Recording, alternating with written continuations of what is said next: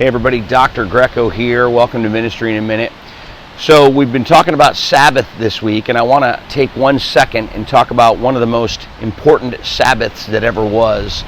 And at the end of the book of Luke, chapter 23, verse 56, it's Jesus is in the tomb, and it says that they go home and they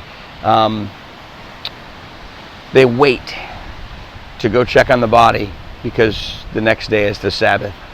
And there's something so powerful about that. First of all, there's this waiting. I think that the Sabbath sometimes helps build our faith because we understand that we're at God's disposal.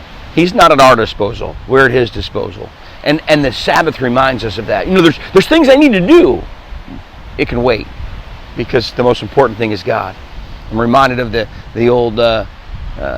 two old lumberjacks, and the young, strong lumberjack just can't seem to work as hard as the old lumberjack. And he finally has the courage to ask the old lumberjack why. And the old lumberjack says, you know, what do you do in the morning? And he says, well, I just go out and start cutting logs. And the old lumberjack says, well, I sharpen my axe.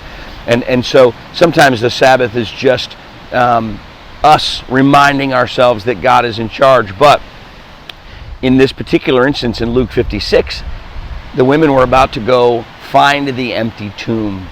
And that particular Sabbath, and I think a lot of Sabbaths for us, is just that, preparation.